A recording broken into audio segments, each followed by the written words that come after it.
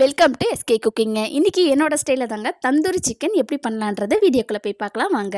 நார்மலாக நம்ம ஹோட்டலுக்கு போனாலே சைட் டிஷ் ஆர்டர் பண்ணுறது பார்த்திங்கன்னா சில்லி சிக்கன், தந்தூரி இந்த மாதிரி டிஷ்ஷாக தாங்க இருக்கும். அந்த தந்தூரி தாங்க நான் வீட்லேயே பண்ண போகிறேன். ஆனால் வீட்டில் பண்ணுறது நீங்கள் 2 பீஸ் எக்ஸ்ட்ராவே சாப்பிட்லாம். வாங்க வீடியோக்குள்ளே போய் பார்க்கலாம். அதுக்கு ஒரு 2 டேபிள் ஸ்பூன் இஞ்சி பூண்டு பேஸ்ட் எடுத்திருக்கேன். ஒரு 100 ml போல் தயிர் எடுத்திருக்கேங்க. அதில் இஞ்சி பூண்டு பேஸ்ட்டே நான் ஊற்றிருக்கேன்.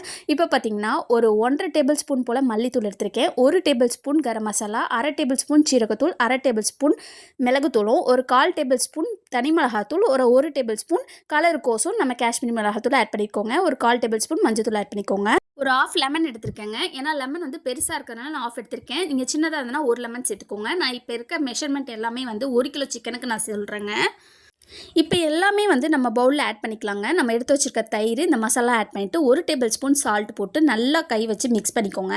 இப்போ நம்ம சிக்கன் வந்து கோடு போட்டு கட் பண்ணி வச்சுருக்கோம். ஏன்னா நம்ம மசாலா தடவி வச்சோம்னா அந்த மசாலா உள்ளெல்லாம் போய் நல்லா இறங்கியிருக்கோங்க.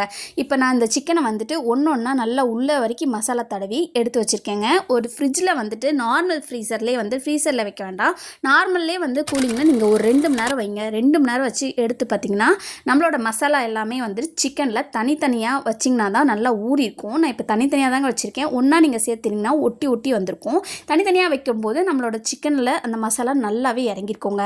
இப்போ நான் 2 மெத்தடில் நான் சேர்க்குறேங்க. ஒன்று வந்து கடாயில் வந்துட்டு எண்ணெய் ஊற்றிட்டு ஒரு 3 டேபிள் ஸ்பூன் அளவு நான் எண்ணெய் ஊற்றிருக்கேன். சிம்லேயே வச்சுக்கோங்க, அப்போ தான் சிக்கன் நல்லா குக் ஆகும்.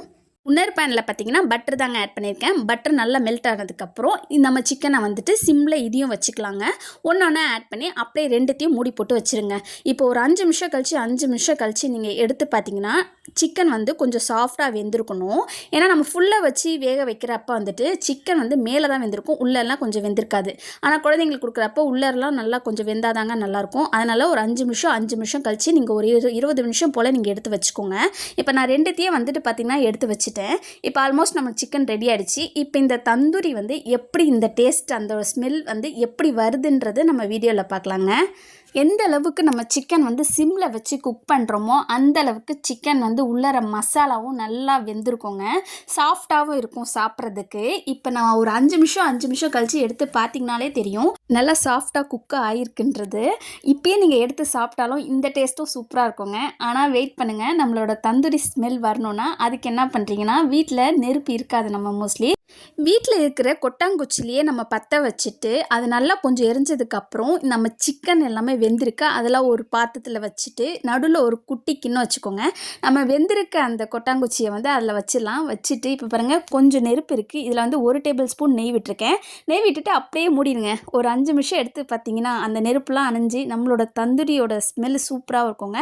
அந்த டேஸ்ட்டு செம்மையாக இருக்கும். ஹோட்டலில் சாப்பிட்டாலும் இதே டேஸ்ட் தாங்க இருக்கும். இந்த வீடியோ உங்களுக்கு பிடிச்சதுன்னா லைக் பண்ணுங்கள், ஷேர் பண்ணுங்கள், கமெண்ட் பண்ணுங்கள், சப்ஸ்கிரைப் பண்ணுங்கள், கூடவே பெல் பட்டனை கிளிக் பண்ணுங்கள்.